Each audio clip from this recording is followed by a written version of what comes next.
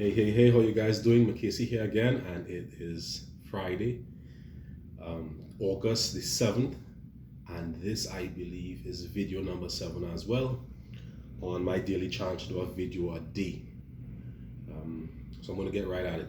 I think I'm also going to do something new today too, which is I've never seen anyone eat while doing a video. I didn't like mind doing this. I didn't want to do this, but some ice cream tasting really good, and I'm like, let me just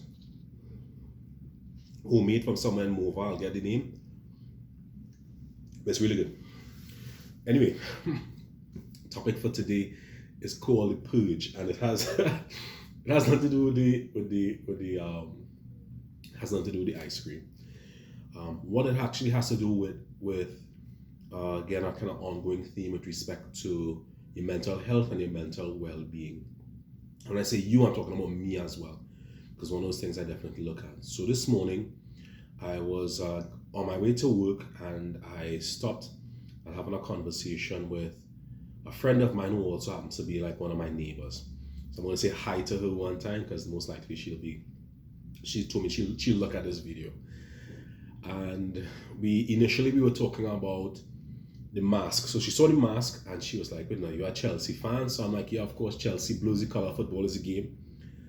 And she said she's a Barca fan. And when she said Barca, I was like, "Barca game? We're talking about your bandwagoners, yada yada yada." And she's like, "No, she's been a fan since Rivaldo." So if anybody's a fan of Barcelona and they could tell you about either Rivaldo or when Romario was there, or Luis Figo before he switched across, or here's a name too, if they could tell you about Frank de Boer and or Reisinger from Holland as well, those Dutch guys, because there was a huge Dutch influence in that Barca system at that point in time, then chances are they're not a bandwagonist. But anyway, we started talking about that, and then somehow the topic then went into social media, and she would have spoken about the fact that for a long period of time now she's actually been off of her social media, which is the primary one that most people in Trinidad and Tobago use, Facebook. And I was like, okay, I know people who have come off totally off Facebook, or they don't use it the way they used to, because I could also say to her at the same time that my usage of that particular app has totally decreased over a period of time, and now traditionally maybe and more I use more Twitter. But we were talking about social media to the point where, for folks who are familiar, up to date with what's been happening in the United States, you know that now these apps use fact finding, or they go to verify the information on these apps, and not on these apps, but they go through the process of trying to verify or fact find the statements that are made by certain individuals. And in the United States, of course, there's a huge turnout change with respect to mainstream media and how these things are viewed and used, and you're not looking at traditional sites for sources for news.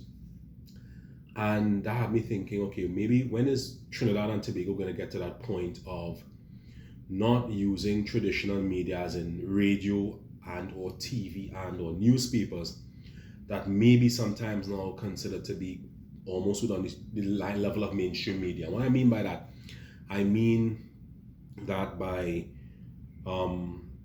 you could clearly see the agendas sometimes on some of these platforms and what they're trying to do, the news stories that they cover and then the angles that they take on that. And okay, I don't want the video to be too long. That particular topic that I'm talking about there with respect to fake news, mainstream media, I'm gonna stick a pin in that and bring that back for next time. But when we were talking about the purge and we were actually talking about social media, we actually started to talk about how we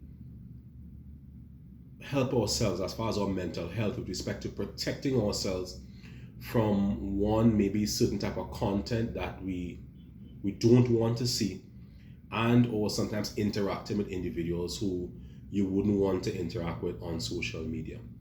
And I was joking with her, and I told her, listen, like every month I would do like a purge, and I would like delete people and or block people off of my social media.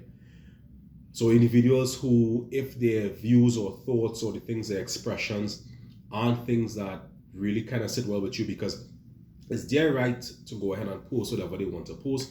And I mean, all power to them or these individuals who have that type of inclination.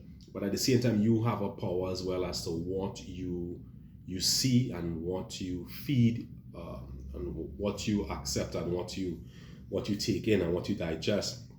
And as a result of that, there's several ways you could go ahead and do that. And her way was, to go ahead and just remove herself from the platform. And she was talking about how her relationships, her face-to-face relationships, have been able to become so much better as a result of that. And I was like, wow, I'm like, I don't think I'm at that stage yet. I mean, I still use it for birthdays, and I mean, most of the pictures that I have of either like me and my children and stuff like that is on that. I'm seeing I think I just saw somebody take a picture of me there, so most likely they know I'm doing my vlog.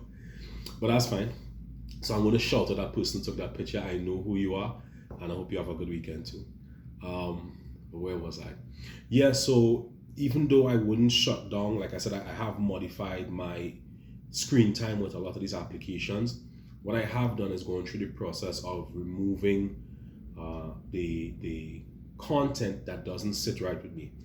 And I think that as individuals, I think we owe ourselves that opportunity to remove ourselves from situations.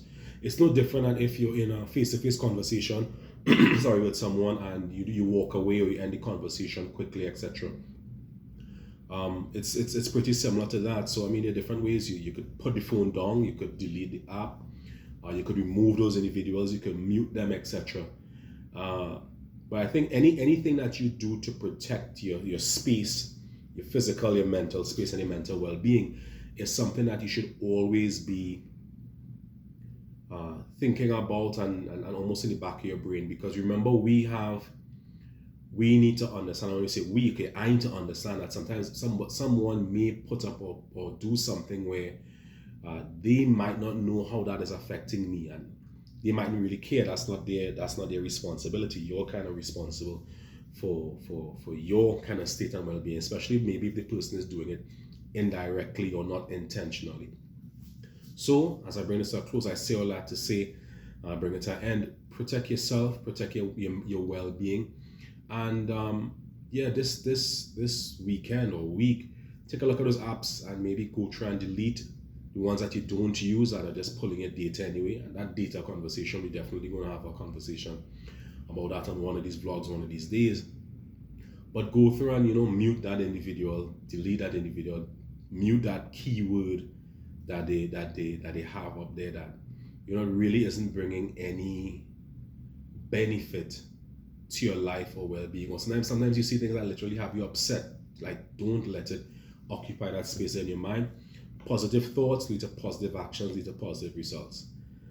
So that's it for me. And it was a little bit all over the place, but you get that sometimes. Remember, folks, wear your mask, maintain that physical distance, and wash your hands. This is the last day of the week with respect to the work week. So folks who are going to be enjoying the weekend, have a good weekend. Stay safe in all the things that you do and say. And see you guys tomorrow. Peace.